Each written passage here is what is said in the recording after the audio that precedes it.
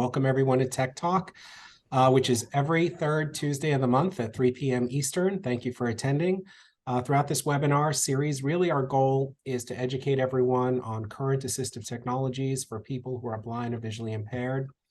And through these, oh, hang on.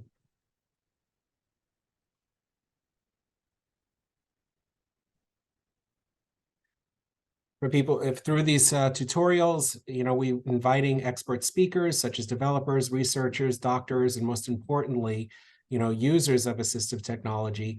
We're all here to learn together what is possible and to be inspired and to attain our goals. Note that this is being recorded, as Carly just said, and this will be posted on our website.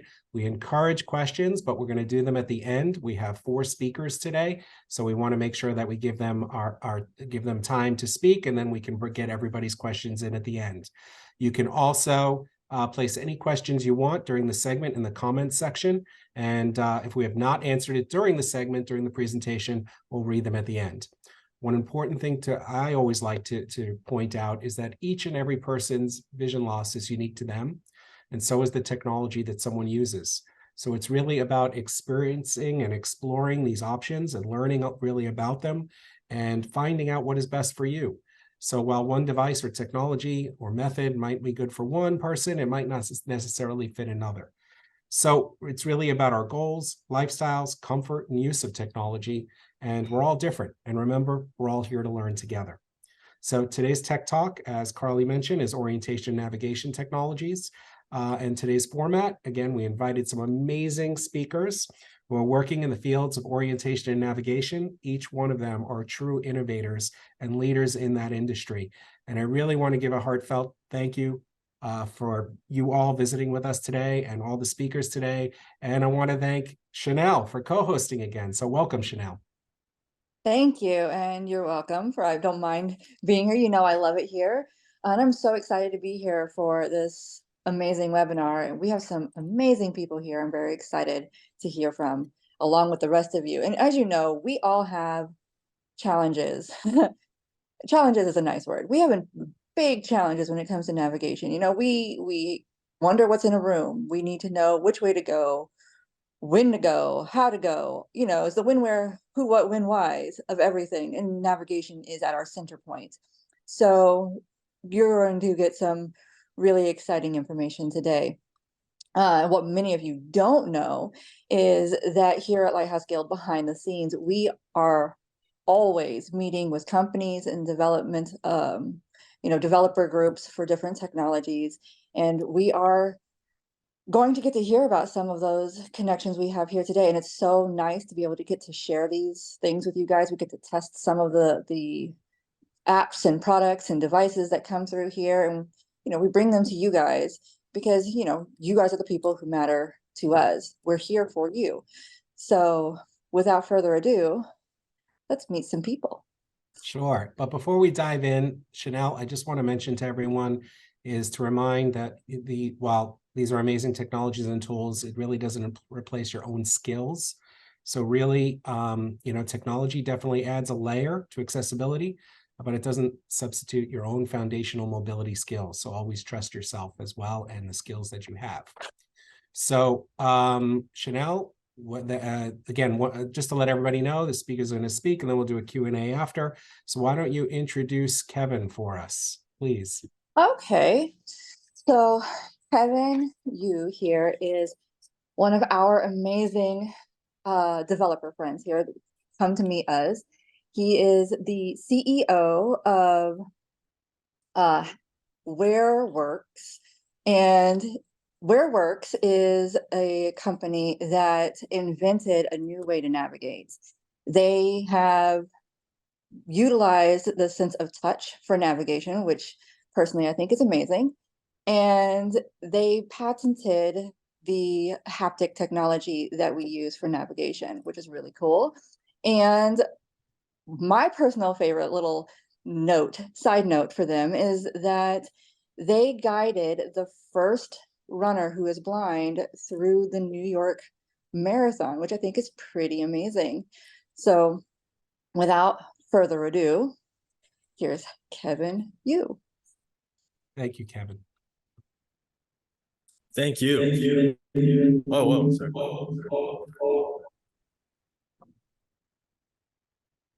That's right. We'll see. Sorry, I was on two different No worries. It's things, so I great, can have a Kevin. bigger screen out here. Sorry about that. Thank you so much, Nell. So yeah, as you said, my name is Kevin Yoo. I'm the CEO of WearWorks, and we've started this mission many years ago, about 8 years now, when my friend Marcus Engel became blind from a car accident, and he went through about a year of rehabilitation. And when he returned back, he has identified a lot of pressure points which were not resolved in any way at that time and even now. So one of them was really navigation. And, he was a speaker, a writer, and he would go to a lot of hospitals to kind of increase the experience of rehabilitation because his experience was not that great. So he went out there and started to educate nurses and doctors within universities, even, and hospitals, to try to make the entire system a bit better for everyone else. So from this, he had to travel a lot, and he even had a guide dog. However, he still wasn't able to get that comfort when he was trying to leave the hotel room to go into the new space or to navigate into a new environment, especially in airports. Like, just forget about it. He had to get a guide, usually his wife, to go with him. So with that, the first thing that I started was a impact-oriented design group, and that really supported kind of innovation within like 180-degree change in life, right? Not just like a nicer looking car or a boat or something, but something that could really change people's day-to-day lives. So Marcus told me that Google Maps and Apple Maps are just not accessible, meaning that they still use audio. And that back then they didn't even use audio. Actually, they just had a map as we see it now, and it was highly visual oriented. So that's when I was already kind of developing technology within haptics for about 2 years. And I created this technology called a Gemini drive that would move a mass in one direction fast and the other. And by repeating that, it would kind of feel like a gravitational pull, right? So you would kind of hold this object and it would feel like it was moving, towards a direction. So you can feel like the force. And when I tried to miniaturize that, it was very difficult, as the mass needs to be quite large, and there was a lot of physics involved into it. So there was a kind of a revisit into the design and into how the experience could be for a wearable device. This is before Fitbit, before iWatches, before any kind of wearables were in the market. So I had to create our own wearable device called a Wayband, which was focused entirely onto haptic outputs. So pretty much we're like making music without speakers. So I had to create the first speakers for touch that could resonate with the market and within the people. So with that what came Simon Wheatcroft, who was the first runner in the New York City Marathon using our haptic technology. And then from there, we fast forward a little bit. We've really focused on the application itself to use your smartphone. So now you can use iOS or Android. We're now officially live on Android as of this year. So when I was in Kenya, I went on a trip that was sponsored by Google, Microsoft, and Uber, and I gave a talk on the future of transportation. And we're just trying to make the entire experience A to B to C, meaning, let's say, for example, you can imagine coming out of an airplane, right? You're in an airport. You want to get to the zone of pickup spots. Right now, there's all these car zones that are all segmented. So you want to first get to that point to get a car. So we can get you to the zone of the pickup spot. That's what we're working with Uber on. And then we can also identify when a car is arriving that this is the right car, this is the right direction, this is how far away it is, etc. So it gets you right to the car, you get in, then you get to the final destination, quote unquote, and then you get out and you want to get into your hotel, your house, and whatnot. That's B to C. So we are experiencing the full A to C navigation, and that's our vision, that's our mission, to really unlock that as a full intuitive experience, instead of having to convert from Uber to Google and to have to listen to audio, have to call the drivers. All this stuff is the reason why a lot of these companies are going on their, getting some fire, right, from NFB, from Lighthouse. A lot of news coming out about drivers leaving the riders because they can't find each other and whatnot, especially with a visually impaired world. So we're trying to resolve a lot of these pressure points, and it really started from Marcus and kind of the experience of big companies not caring much about accessibility And I think we're hopefully changing that, right? So all together within us in the group and within the last 8 years, we've been pushing new kind of rules and new laws, hopefully that'll come to play, that'll, make accessibility more of a norm. And then to build on top of that, make it a mass population product. And that's our mission. We just want to make everything very intuitive, inclusive, and without the connotation of it being an accessibility tool. And I think that's the kind of the secret here is, we don't want to like make it so that it is for only a specific market. I think that's also what we got as a feedback, that that's also not that great. So having something that starts off from a really good standpoint, from a very strong mission, and then for it to expand out and to make it into a readily available product that anybody can use using their smartphone, and to scale from there is really truly our mission and goal. So that's what we've been doing. We're also doing a partnership and pilot with Google as well. So hopefully eventually we can unlock that pipeline and just integrate it into Google Maps. And of course, that'll be a wonderful move. And, we've been working with them for about 3 years now. So it's a slow process, but you can download HapticNav for free. I've made sure that we made the app for free, no matter what, so that we can expose it to the entire world. I'm going to Ghana actually end of the month as well. Also with the product inclusion team at Google, and we'll be giving about 50 Pixel phones that we've obtained from Google to people that are blind children and blind athletes, and then with HapticNav implemented into it. So having the adaption is really important, because right now we're also habited by Google Maps, right? Like even if you don't want to use Google Maps, you just click on it anyways. Like our muscle memory is there. So with other countries, like third world countries, that are just emerging from using smartphones and whatnot, we can really tap into that early, and then to kind of expose HapticNav, and that should really help change their lives, to be able to get to grocery stores, to go find their friends, to go back to their homes, just giving the safety and the realm of comfort to navigation using touch. That's the goal. So thank you so much, Brian, for having me here. And if there's any questions, I would love to answer. Oh, great. Kevin, thanks. No, we're definitely going to. Oh, you're muted, Brian. Oh, thank you. Let's see. Can you repeat the name of the product, and is it available now to download, please? Oh, Brian, I think you're still muted. I'm still muted, but you can answer the question if you want. I don't know. Oh, sorry. I can hear Brian, by the way. Okay, good. Go ahead, Kevin. If you can repeat the name of the app, and it's available now, correct? That's correct. The app is called HapticNav. I'll put it right here.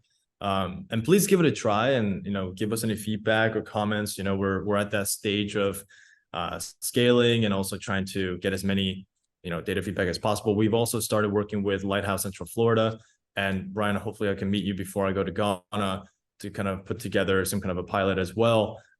So we work firstly with the tech team. The Google survey and for their pilot has already been created. So we use that document that they've already made for us, and we convert a slight amount of it for lighthouses and for NFB and whatnot, so that we can get specific type of information. So we also work directly with the users if they want to opt in for further questions and opt in for further development with us. So we try to get like very close and personal. And Google side, obviously there's ERG, which has a mix of those with visual impairment, and also like Google Map people and whatnot. VinSurf is also one of them. So with all that, we get more like a technology oriented, like very detailed techie kind of data amount from our survey. So with Lighthouse and other organizations, we want to get more like user feedback. Hey, I've been having issues going from point A to point B for a long time. With HapticNav, this is like changing the game, for example, and ride sharing and finding friends and stuff like that. We would love to, hey, I would love to see this feature, love to see this, feel this kind of experience. Would you put it in? We will definitely consider it and improve it with everyone. Oh, great. Thanks so much, Kevin. Definitely. We'll get together. And again, for everyone, that was HapticNav, and he put it in the chat as well. We'll do questions at the end as well. I wanted to move on because we have 4 speakers, or maybe 3. I don't know if Evelyn came yet, so I'll keep an eye out. I'll email her. So next, Chanel, can you introduce the next speaker? Yes, sir. So our next speaker is Idan Meir, and he is the co-founder of RightHear, and that is Hear, H-E-A-R, not H-E-R-E, which I have noticed there's a little bit of confusion there, so I want to make sure it's clear from the front. So, RightHear, sorry, I just spun myself in a circle. Don't mind me. So basically, he is a, I'm so sorry, my notes just fell on the floor. That's fine. Don't worry. I can do it. I can Idan, do Idan could do it. Yeah, I can do it. Chanel, Thank you. thank you I'm so so sorry. much. Feel comfortable. And thank you for making it clear that it's A-G-A-R. It's here, right? Here. Yeah. We didn't even want to make it too easy, right? So so hi everyone. My name is Idan Meir. I'm the co-founder and the CEO of RightHear. I'm very excited to be here today. So thank you again for inviting me. Speaking next to wonderful companies here that are doing really important work. So that's great. I want to start a little bit with introducing myself, and then maybe RightHear into more details, and mainly where we're heading with this and what's the vision behind it is. So about myself, I'm originally from Israel. I moved here to the U.S. to Rockville, Maryland, just almost 2 years ago. I always said with my wife, my 2 kids, and especially with a very big mission of bringing RightHear's Israeli success, if I can call it this way, or European success to North America. We've been around for about 6 years now, and our story begins with from different points. But when I started to talk about RightHear and what is that we're doing, I always share at the very beginning 2 main facts that together are really blowing my mind. The first one, and I've seen it very firsthand in the past, again, 2 years since I moved here to the US, wherever you go in the country, you can find Braille signs. Really. It doesn't matter if it's here in Maryland where I am, or if it's in New York, Chicago, LA. It doesn't matter where you go, you'll be able to find Braille signs normally. And it doesn't matter, by the way, if it's a small restaurant or if it's a big airport, hospital, museum, anything in between. You'll normally be able to find it, in elevators, in public restrooms, meeting rooms, etc. It's pretty ubiquitous, and it's a great thing to have. We didn't have that about only 35 years ago before ADA. So it's really good that we have it all around us. So that's the first fact. The other fact, and you might already know that over 90% of the blind community cannot read Braille. That leaves us with about 10% that we're hearing often and more often than in the past, having a hard time with these Braille signs for 2 main reasons. One is you need to find these signs in order to actually read them. So you need to know where they are and therefore reading them. And secondly, since COVID, even if you've been lucky to know reading Braille and finding the sign, you do not necessarily want to touch it anymore because of COVID. So when you think about the built environment around us, and despite the fact that we have the ADA around for, again, 33 years already, there's nothing much for our community, for the blind, visually impaired community, or for people with other orientation challenges in general. I love the way Kevin put it before, so thank you for that. It's not just for the blind, visually impaired, it's for everyone. There's desire to have access. You can think about, in our case at least, you can think about people with other orientation challenges, like even language barrier. Right? You might see the signs, but you cannot necessarily read them because you don't know to read English. Or you might know to speak English, but you cannot necessarily read them because of dyslexia or other cognitive disabilities. So 6 years ago, we thought, how wonderful would it be if the signs around us could just speak, could just talk. They don't necessarily have to talk. We can hear what they're saying through our app, and if we can hear that in our own language, in our own pace, for some of us, it might be slower, and for others, maybe much faster. But if you can hear it in a private way through our iPhone or Android device, how wonderful would that be in order to provide more independence to people? And that's the mission. That's the vision we've started again about 6 years ago. Today, I'm very proud to say we just recently celebrated 2,400 locations around the world that are accessible with that, primarily in Israel and in Europe, but more and more here in the US. I relocated here again, as I said, with a very big mission, and we have more team members now that helping me with that, and more locations that are joining, as well as more users. And one of the things that was important to me, and I'm going to explain a little bit more about the app and the technology behind it, I promise. But one of the messages that was important to me to emphasize today is that when you think about accessibility in the built environment, it's not a feature, it's a right. That's how I see it. It's a right. It's everyone's right to be able to acquire orientation independently, privately, respectfully, just like anyone else. And I hope, again, from this message again to the world, we'll start demanding that. We'll start asking for that more and more, not just as a favor, but as a right to have. Specifically talking about RightHear, we've built. I always say it was very complicated to build something very, very simple at the end of the day. And our system is fairly simple. It has 3 main components. The first one is an app. It's a free app, completely anonymous, both Android and iPhone. I'm going to share here in the chat the links to that. I also shared here the link to our community that you're welcome to join. But there is a link to the iPhone app as well as to the Android app.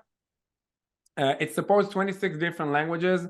That's the user interface. We have 2 main modes in the app. One is for the outdoors using GPS, and secondly is for the indoor mode. The indoor mode, we're using beacons, which is our second component. Beacons is the Bluetooth devices that we install at the facility. So our users do not need to carry any additional device rather than their iPhone or Android device. These beacons are installed strategically at the building in main points of interest, like entrances or intersection and others. And they allow us to identify the user location in order to provide him with an audible, audio description of the environment. Thirdly, there is an online cloud dashboard that allows us and the facility to control, edit, and manage all the audio descriptions that later on users will be able to hear when coming in proximity to that. I'll share that from a user standpoint. Again, you're all welcome to download it and try it. And again, providing us with feedback. I guess we're going to talk about our process of developing it maybe later, Brian. But I invite you all to try it and give us this feedback. But from a user perspective, you'll basically be able to hear answers to the 3 or 4 main questions. One is, where am I? So for example, you are at the main entrance to Pizza Hut or to McDonald's. We've done all of them in Israel, hopefully here one day soon, but you'll be able to hear where you are. You are the main entrance, you are the 2nd floor, you are next to the elevator. Secondly is, what is here? The open hours to this library are Monday to Friday, or whatever that is. The show in this auditorium today is whatever that is. So where am I? What is here? Thirdly was, what's around me? No matter where you point with your smartphone 360 degrees around you, it will let you know what is there in what distance. So for example, restrooms, 30 feet, elevators to the other direction, 40 feet, etc. We have a few more other features, but I know our time is pretty limited, so I won't go to all of that. How are we with the time? If you're like 2 or 3 minutes, Brian, Chanel, or am I going to? No, we're good. We're good. I want people to know what it is, how to use it, that we actually have it here in our technology center on the 3rd floor. I'm glad you mentioned that because I almost missed that. So yes, the Lighthouse Guild is among our first locations in the country, the very first in New York. So yes, visit there and try it out. We have more and more. We actually just last week, and that's a good opportunity to talk about it, launched a new beta version of a new feature that allows our users to actually ask for accessibility from businesses directly through the app. It's currently available only in our area, DC, Maryland, Virginia, but soon to more states. And the idea is not just to provide independence and orientation for our users, but also becoming a voice and helping everyone as a movement, increasing the awareness and the demand, if you will, for that such a right. as I said before, for the ride, not for this feature. So for those of you in the area, you're welcome to try it out. Currently available on Android, soon to be on iPhone, probably in a week or two. So that's about this one. I've said it before, I'll say it again. It's a completely free app, and it's completely private. There's no sign in to the app. We won't ask your name, email, Twitter, or anything like that. So there's really nothing to lose. And if you believe in what I've just said so far about the fact that it's all right and that it's important, please give it a try. Please join our movement. Please join our community, and let us know your feedback so we can grow on that. So yeah, thank you, Chanel and Brian. And I'm happy to answer any questions. Sure. Don, we'll Thank you. probably take those towards the end. And I see Kevin downloaded it already. Thank you, Kevin. Thank you, I'm Kevin. also going to put also from WearWorks website as well. I'll put everyone's site and links in the chat also, so that way everyone has access to that. Also, Idan, just to bring up that people can even test out a location, like go in, see where locations that have RightHear, and then go in and actually experience it, correct? Absolutely. So you can find in the app what locations are available for you with our system already in the area. There's a nearby nearby button there. Just click on that and you'll find the list from the ones that nearby to you. Together, the app, by the way, will simulate that location, so you can build the confidence of actually going there. It will ask you how would you like to get there with Uber or Lyft or Move It or whatever app or Google Maps, all the way to that destination, and then the whole inner experience is there. Again, this unlock button I mentioned is in order to add more location, and that's our goal. Our goal is to have the world more accessible. We cannot do it ourselves. It takes a village. So hopefully you'll join this village and ask facilities to have it. And that's the point here, having more locations accessible. Yep. Thanks, I know, as Idan. soon as it comes to New York, I'll be asking for every bathroom to ever exist. All right. Right. Yes, Exactly. definitely. You know, restaurants specifically are definitely something we're looking at more closely now, as we understand there's a great need in specifically that points of interest. I mean, you find the restaurants, now what? Yes, Like, because nobody wants to guide you through the bathroom. That's awkward. Right, exactly. So, and yeah, what's going on is this automated washing machine, or how many sinks there, how many sales there, like what's going on? So absolutely a focus for us now. Definitely, I agree. So thank you, Idan. My Always pleasure. good to Thank see you. Next up, we have Michael from company Eyes from Belgium. And they're also coming here and focusing on the United States and with their OCO app. So, Michael, thank you so much for coming here as well today and talking to everybody, letting everybody know about OCO. So, the floor is mine. the floor is yours. All right. Thank you. All right, awesome. Thank you, Brian and Chanel, for having me today. So I'll quickly introduce myself, and then I'll guide you through a bit like what our mission is and what we do here at ICE. But indeed, as Brian mentioned, originally I'm from Belgium, so I'm not a US citizen at all. But what I will talk a bit later as well, but we moved 5 months ago to New York, actually, to fully focus on the US. But to go a bit back in time, so we started off, what is it now, 2 years and a month ago, back in Belgium, in Antwerp, a beautiful village where I grew up. And basically, we have a family friend who is blind himself. And throughout my studies, because I studied computer science and so do my two other co-founders, we got thinking a bit about like self-driving cars. Take, for example, Tesla, which is pretty popular here in the United States.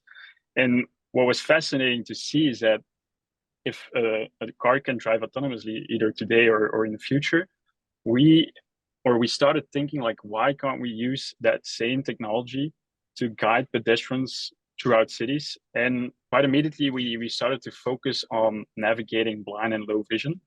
Because of course, visual information is not always translated into an accessible format. So we got to talk more and more with our friend Kenny, like what his challenges were in Belgium. And quite naturally, we found out that one of the biggest challenges that he had, and ultimately something that we saw throughout the world, let's say, is that he had a hard time crossing streets that are signalized. So an intersection that has a pedestrian signal.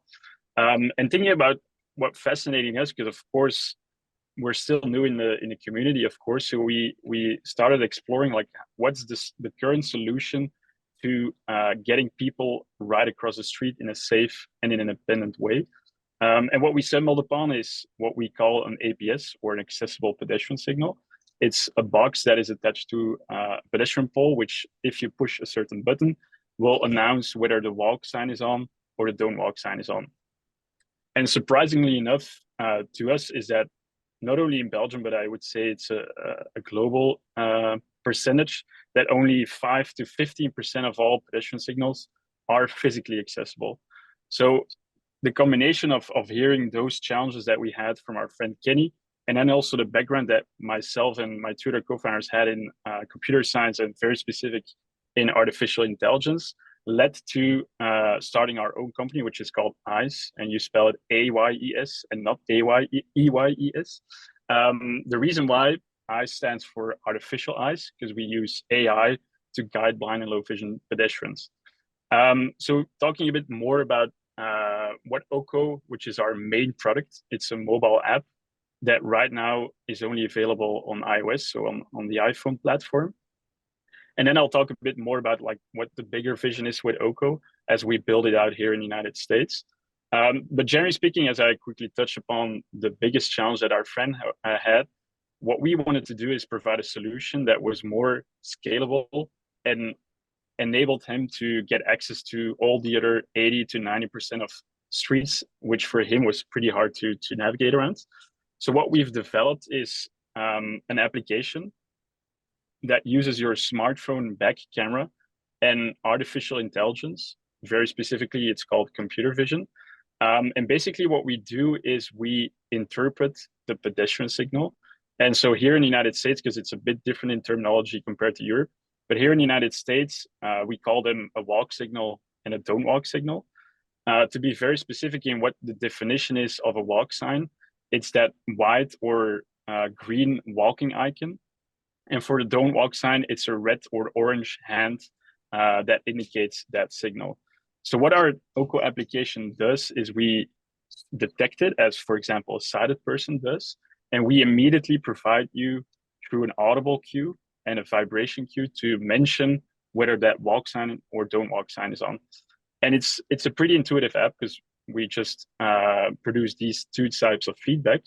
But interesting enough, of course, that it allows a lot of people to just go anywhere without having to rely on cities or transportation agencies to install an APS, and hence for you then to be able to cross the street in a safe way.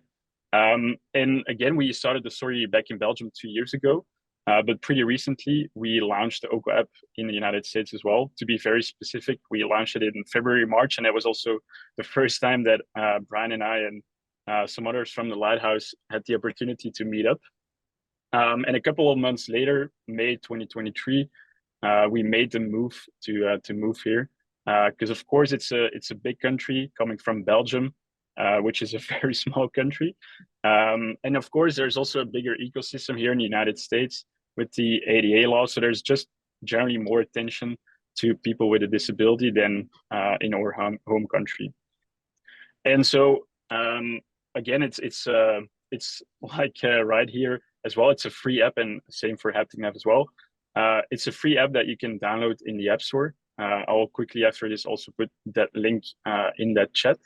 And surprisingly enough, we I think it's 2 weeks ago now, we've reached an incredible milestone of 1 million intersections crossed with our technology, which of course resembles a lot of people. Not only here in the United States, of course, because we have some other countries that we're live in as well. But imagine just the fact that in those 1 million streets, people were not having our technology and hence would have relied just only on their own hearing and O&M instructions. Not to say, of course, as Brian mentioned all the way in the beginning, our technology is an addition to a wide gain, a guide dog, any O&M skill. So we're not a replacement of anything. It's just augmenting something or making a more considered decision when crossing the street. what's important, of course, is, and that's also why we're only on iPhone, our AI, which is proprietary, it runs on the device itself. So there's no connection with the cloud, which means that it's a very reliable solution that you can use anywhere. And I mean, and here being in New York specifically with tall buildings where you might have bad cellular connection or internet connection, we don't rely on those at all to be able to detect that pedestrian signal for you. So what that means is that you can use our app even in flight mode to be able to get across the street. And surprisingly enough, we get some crazy testimonials. I can think one of in Chicago, where a person was actually hit by a cab a couple of years ago. And with our OCO application, he can now safely cross the street to, for example, go to Starbucks, a convenience store, or whatever. And he mentioned as well that our app has opened or freed up his partner's time to, let's basically say, to go to the Starbucks or to any other store. And now he's just able to go there by himself. So to mention that it's pretty, it's an interesting challenge to solve accessibility on the intersection level. And then talking a bit more about like the bigger vision, because of course we're still 2 years old, which is pretty new. But generally speaking, we want to do so much more, and of course focus more on the AI aspect. So translating visual information, that's what we're good at. Imagine just to name a few, of course, that you want to get on your bus. How do you know, one, to reach your bus stop, or two, how to get to your exact bus, like for example, bus 20 towards downtown Manhattan, hypothetically speaking. So those types of information is pretty interesting, which ultimately what you can do is use, again, that smartphone camera and AI to visually interpret that information. So there's a lot of cool things that we're working on, but ultimately we want to bridge that as well with GPS, which we won't invent or reinvent the wheel there. So ultimately, our bigger vision is to combine AI to visually interpret whatever is necessary and crucial, but also link that with a certain route or an end destination that you're trying to reach. Because of course, GPS inherently is inaccurate. So we're trying to bridge that gap locally by using your smartphone camera and translating that information back to the user. I think that's about it, what we do here at ICE. I'll quickly put indeed the link to the App Store. And if there's anything, you can always go to our website, which is called, you put it already in the chat, I see, Brian. And it's spelled AYES. Exactly, yeah. Yes. And the application is called OCO, which I'll put a quick link to it in the chat. Sure. And if there's any questions from the audience, please go ahead. I'd be happy to reply to those. And just to mention, Michael and his team are not only, they're working on this, but they're also talking to people in government and cities and really telling them the importance of accessibility in our streets and safety. So thank you for that too. Yeah, thank you, Brian. Recognize that. All right, we'll move forward so that way we can get into questions, because Evelyn is here from GoodMaps. And hi, everyone. Hi, Evelyn. And how are you? Good. Thank you for coming, Evelyn. So Evelyn is the VP of Partnerships at GoodMaps, and has worked with GoodMaps since its inception, growing the commercial and business development arm to create advocacy and awareness for accessibility and inclusivity. And I know she's very, very busy. You've met friends of mine, I think, across the U.S. Yes. We're hanging out with the guys from the U.S. Blind Baseball Association as well. Oh, yeah. Right? So definitely. I'll leave it to you, Evelyn, from GoodMaps. Awesome. Well, it's also great to see some familiar faces. So, Idan, it's good to see you. And the OCO, I've met with the OCO team when we were at NFB. So, super awesome to get everyone together, Brian.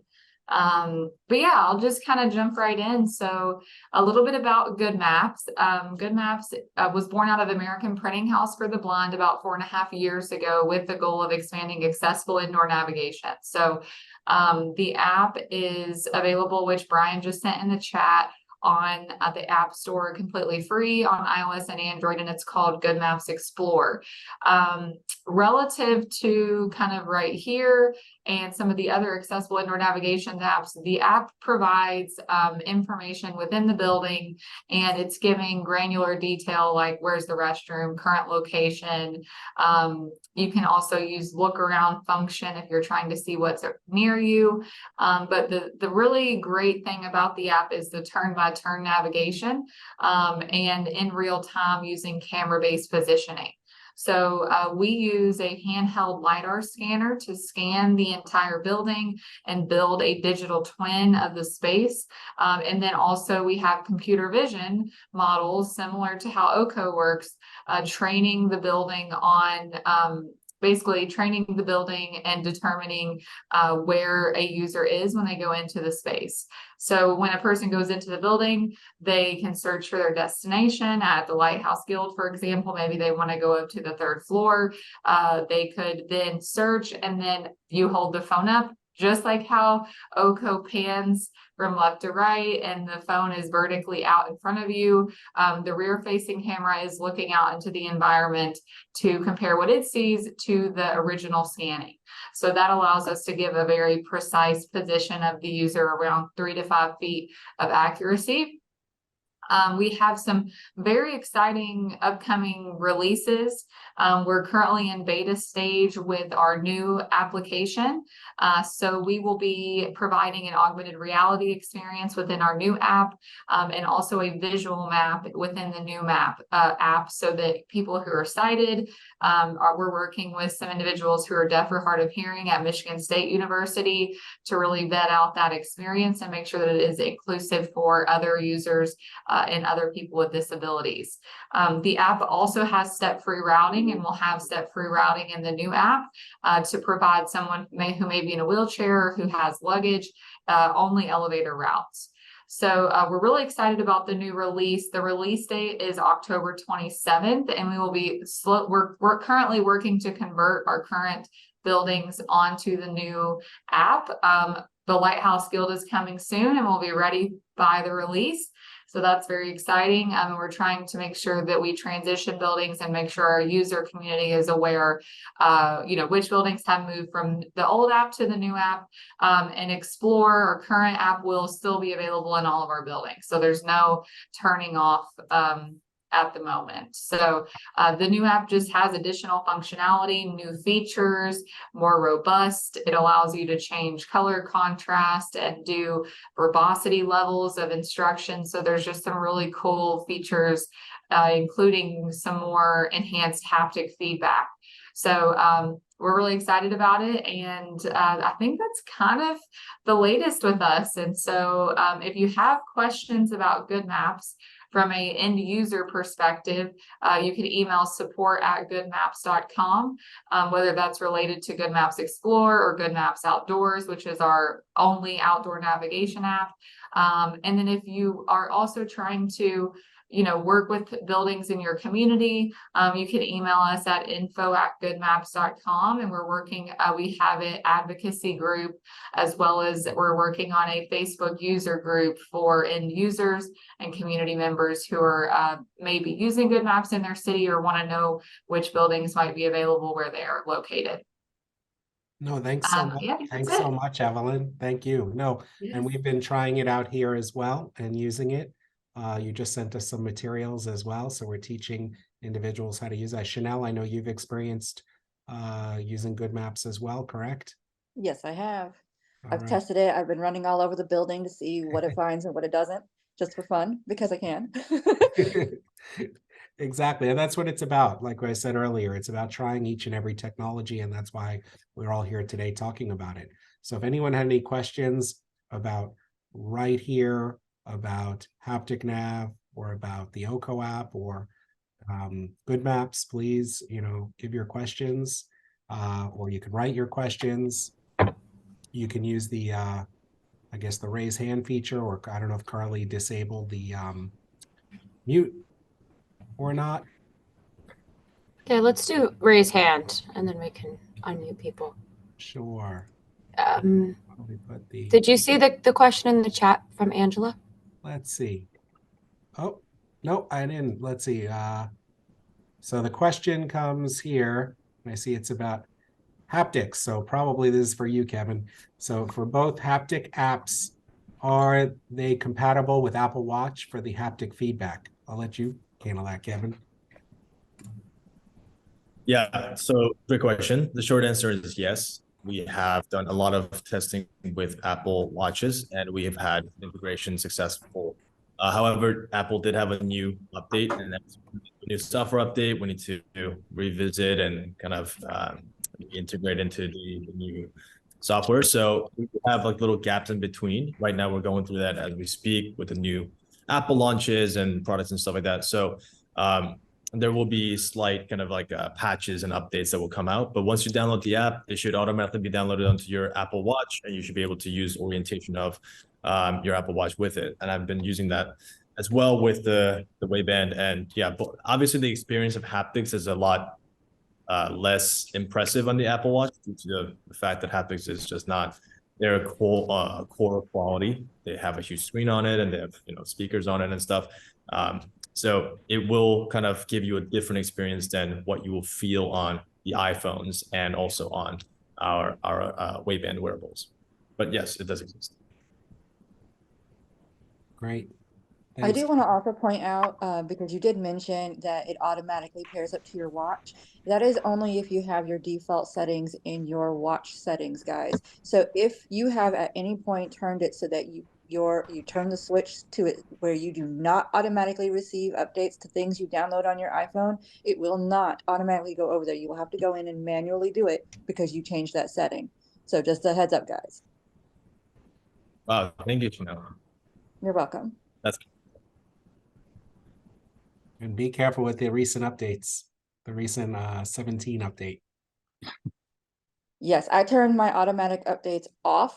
I don't ever recommend that anyone updates their phone until at least the 0.1 release so that some of the initial bugs have been ironed out.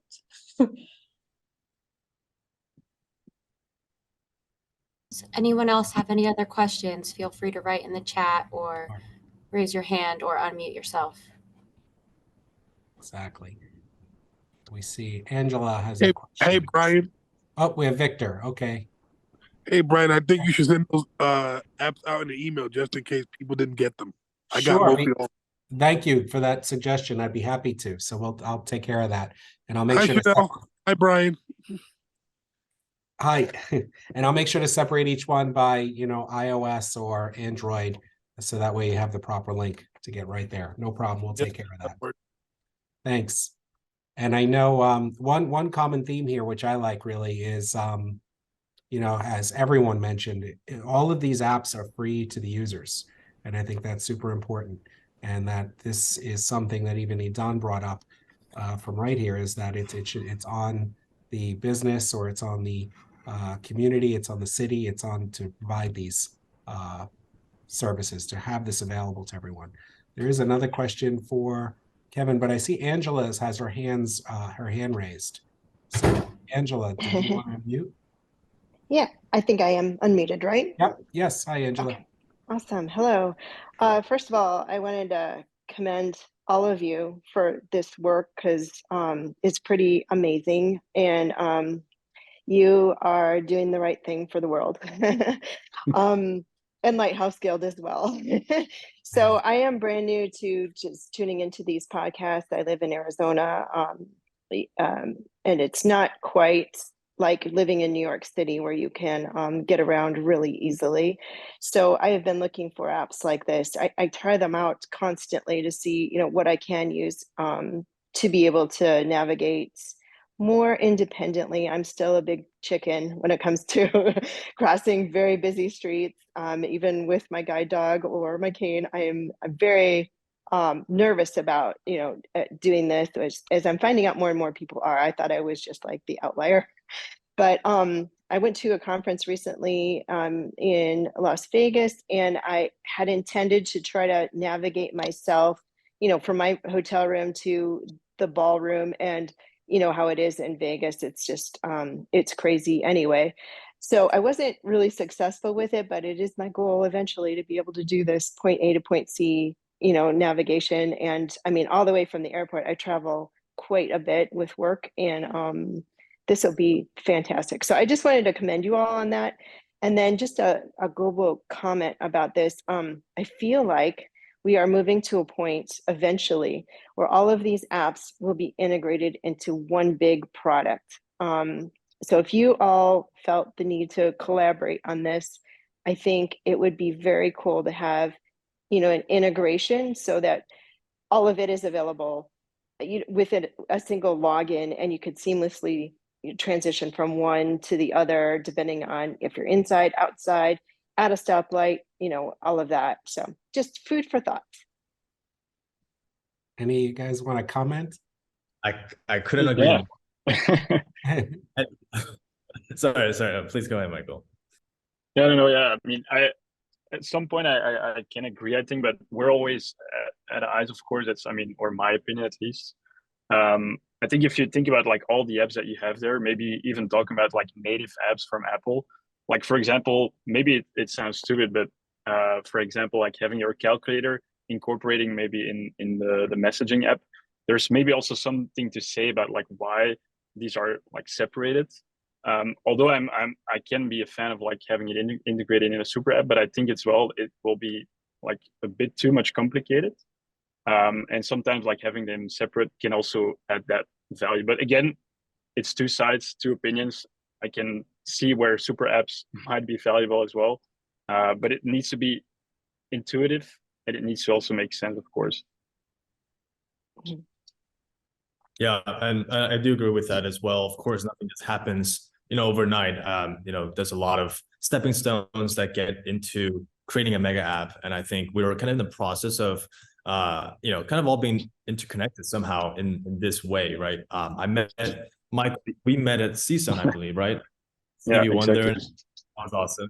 And and I've been meeting with Jose and also Charlie from GoodMaps for a long time. I actually know Jose from years ago. We met at Halcyon, and we were like, we have this vision to like blah blah blah. And then years later, we got back together, and we're like, oh my god, we're just doing it. So I think this is fantastic that we're moving not mountains at this point, but we're creating these like mega specific segments.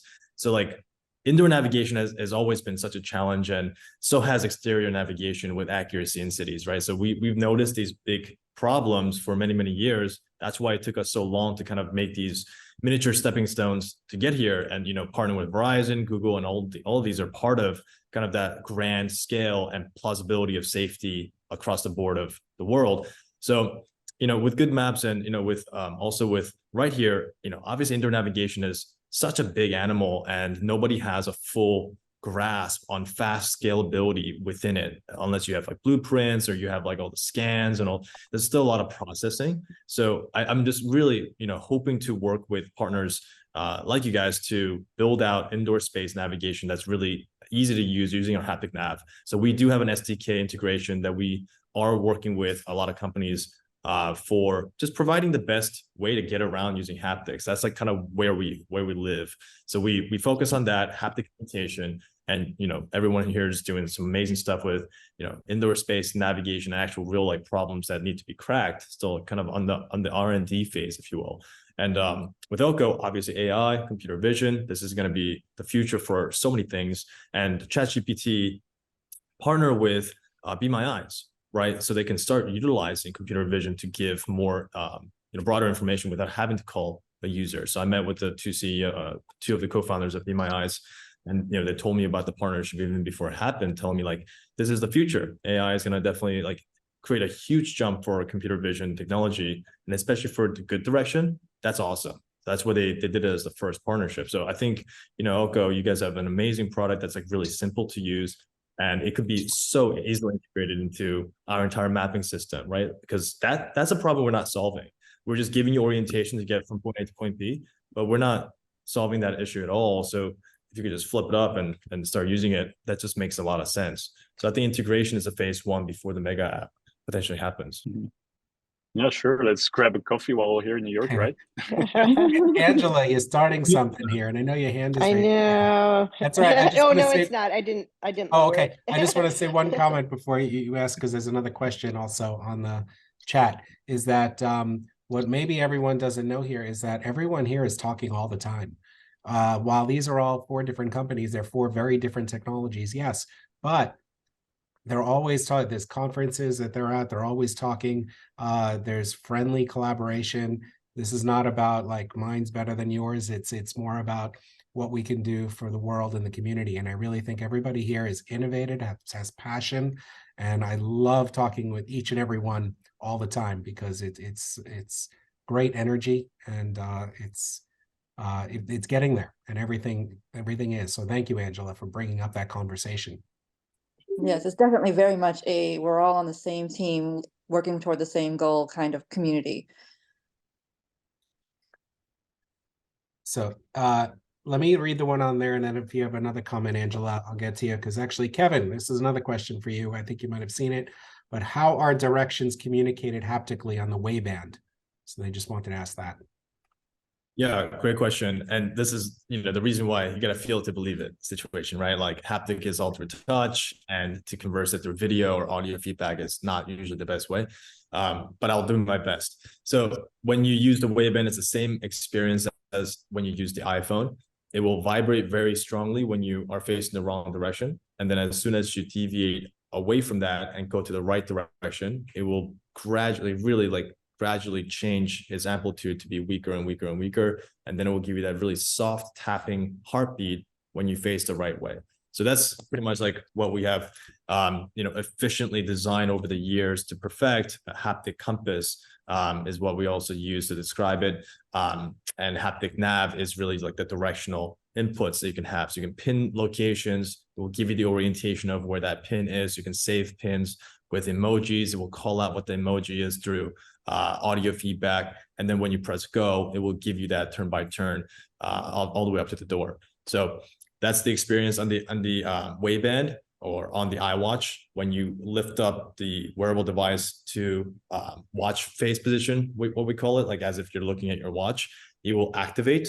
When you put it down, it will deactivate. So it's not constantly bothering you when you're walking around, moving your body, but it will give you a haptic notification for left turn, right turn signals so that you can check it when you're arriving to that point, and then you can understand the orientation very softly. So this is our patent. Like we've really patented this 8 years ago. Anything that vibrates giving you orientation. So that's why we are integrating and wanting to license this to a lot of the partners. And I think the word that we're trying to get to is rise all ties, right? We want to make sure that, Google doesn't just buy us and then start to license it out themselves or have it for themselves, or Uber to do the same thing. So we want like all the big companies, small companies, everyone to kind of be able to use HapticNav in the most efficient way possible.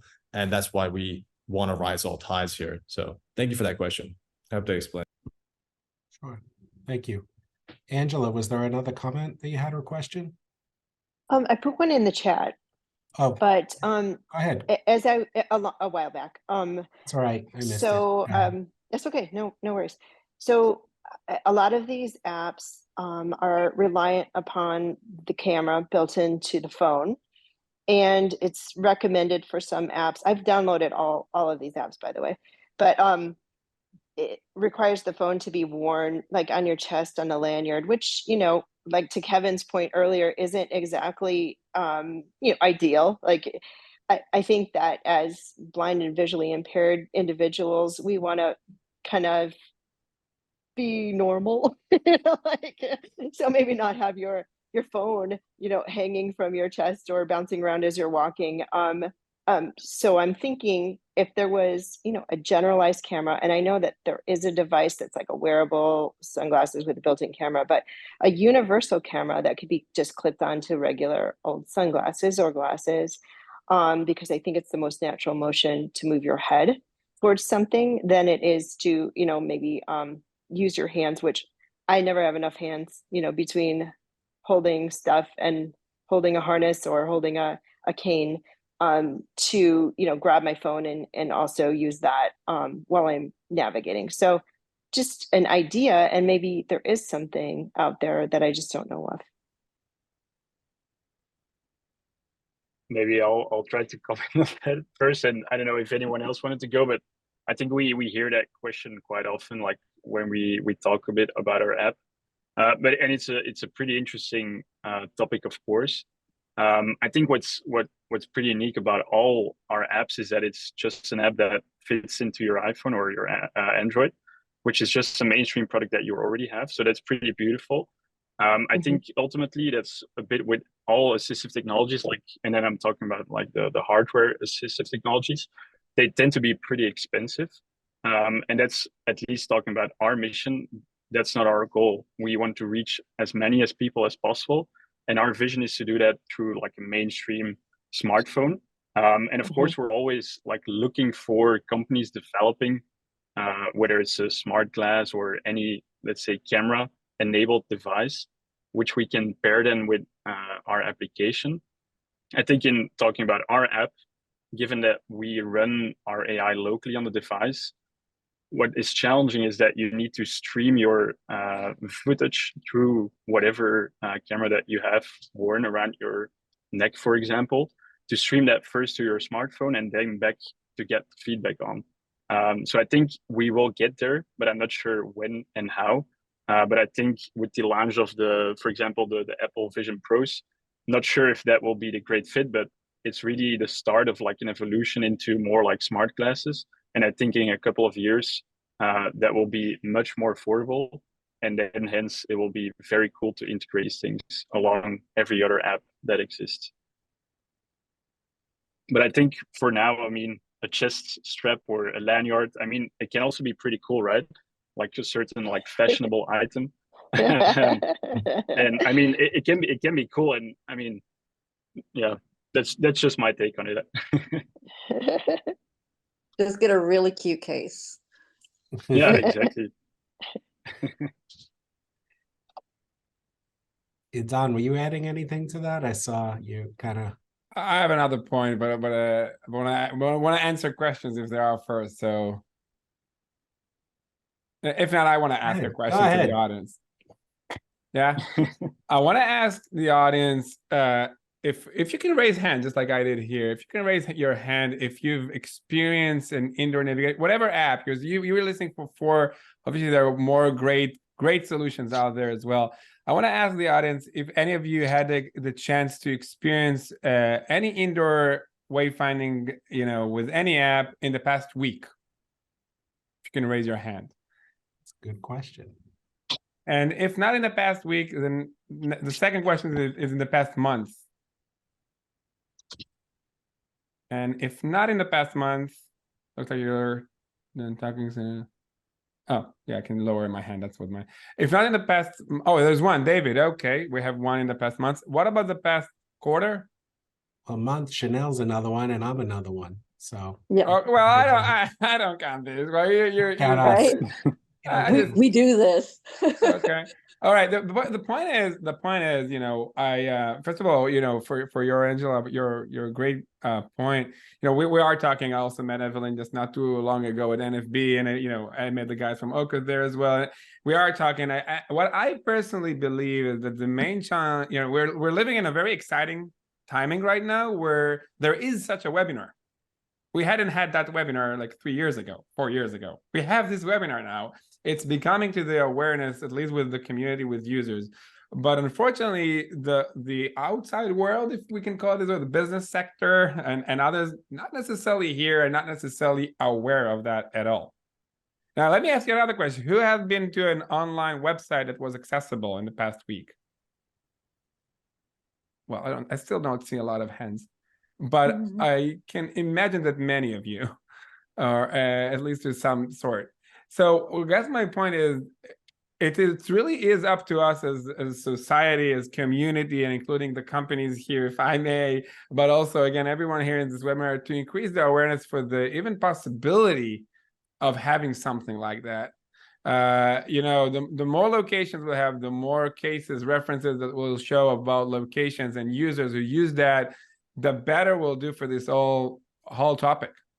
To this whole topic, I believe. So my message to you, if I may, again, taking this stage, saying, really ask for it. The last words. I have a good friend. I always talk about her. Tally is a blind person. Each time we meet, it's in different coffee shops, and each time I ask her to ask for the Braille menu, and she's always telling me, "Oh, come on, there's no way they have a Braille format of the menu." And I always give it the same answer. This is exactly why we need to ask for it. Because if we won't ask for it, they will never have it. So let's ask for it, knowing that they don't have it. So I really want to ask you to ask facilities if they consider that, if they thought about it. If you do that, they might start thinking of it and looking for it. And if they'll do it, others will join. And I think that's where that's something that could really take this whole concept to realism and to new reality. So we're all doing our part.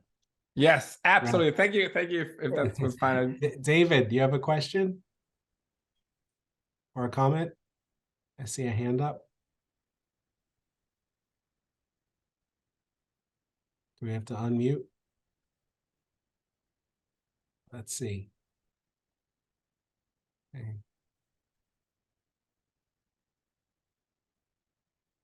I'm trying to unmute you, David. Let's see. Thank you, Brian. I There we go. unmuted there. Got it. Okay. And like I said, my question was to you, Brian, is I'd be able to go back and relook at this webinar because there's so much information, so much content. I'm just processing. It's almost overwhelming. And thank all you people that especially the developers. I met some of you before, see some things like that, but it's almost overwhelming. And I'm appreciative, and I'm at awe with all of you. No, definitely, David. Thank you. Yes, this is being recorded. We'll have it on our website. We'll have it available. I'm also going to send out that email so everybody has links to everything. I'll probably get to that. Me and Carly will work on that tomorrow, just to compile the list. And then also, David, I don't know if you're here in the New York area. We are going to be doing in the future some workshops and other things where we have some of these technologies here. So if you wanting to try certain things, and that's for any of you. But we have all your emails, and we'll be sending out that information as well for when, webinars occur, when workshops occur, and hopefully we're going to be doing more. And I thank Chanel for helping me out all the time with all of these as well. Of course, I love doing it. Yes. All right. Thank If that you, was not it, did any of our speakers want to give any last kind of words or anything? Because I know we went a little over. Carly left me here, so that's why I couldn't figure out how to unmute everyone. But if anyone has any kind of last things that they want to say, but like I said, I'll give out all for yours information to everyone, all the links and everything. And if you have specific links, please, you guys just email it to me so I can provide it to everyone. Be more than happy to do that. Yeah, awesome. And if Thank everyone you, is Brian. interested in meeting us in New York, always happy to go for a walk. Come through, Michael. I'll be here. There's actually a cool party happening in New Lab on Thursday, so I'll let you know the invites. And All it'll right, be great awesome. to have you. Yeah, it's really startups. All the startups hang out.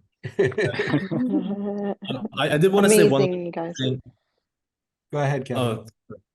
I wanted to say one last thing about the phone holding, because this also has been something that I've been very annoyed by myself, and I hate putting my phone out like this. So I personally use HapticNav a lot when I go to different countries because I don't want to look like a tourist. And for safety, it's a perfect thing. So what you can do is you don't have to hold it like that when you do use HapticNav. You can just put it down like this on your side, as if you're just holding it on your hand, kind of in your pocket, like as if you just took it out of your pocket. Like casually holding your phone on your side, pretty much. And the orientation will still work very fine with that. And it will be all through haptic. So you don't have to look at your phone or have it in front of you. You just hold it in that positioning and you're good to go. So that's how I use it. That's how a lot of people use it. And it's the most natural form. So please give it a try like that. Again, you don't have to put it in front of your face. You can just put it on the side, and that should work really, really well. Kevin, I actually have a question for you. Since you mentioned that, how feasible is it to use a belt buckle for that? Yeah, so it's totally feasible. I mean, we worked with actually NASA a long time ago. Please don't tell anyone. But yeah, we did this. This is all the video going everywhere. Don't worry. Yeah, it's because I'm just kidding. So yeah, anyways, we did apply it to a belt-like structure back in the day, and it's great and all, but I think for more mass population and stuff like that, not every single outfit uses a belt buckle. So we decided to go with more of a strategy, and also something that's rarely available, right? Smartphones are only going to keep increasing until we do convert over to all the smart glasses, I guess, in the future. So then Brian, thank you for introducing me to that. The eyeglass company. We're going to have a meeting this Friday. I'm very excited about it. Right. So I think, and while we are still in the smartphone phase, I think it's just good to really lock it down on that and make it the most usable tool for it. And then the wearables, obviously, with more in the market, we can keep integrating and just letting it, haptically give you more information than what it's currently doing right now. So the belt buckle is a great idea, but I don't think that it necessarily, if we were to produce it, like manufacturing is awful, and I hate hardware with a deep passion. It's just like really hard, right? So that's why we're going more into the SaaS B2B model, where we license and integrate our HapticNav SDK with other companies like everyone here, and also big companies too. So that's kind of the direction we're going now. Okay, because my thought was, has anyone tried it with, you can you obviously buy the cases, and they have cases with the built-in buckle for people who just happen to prefer that method of carrying their phone frequently. So I was wondering if anyone has tried it that way and just kind of let the phone sitting, for those people who happen to have outfits like you said, or who want that. Has anyone tried that? Do you know? Yeah, so actually we did try that for the marathon, but we did it on the chest.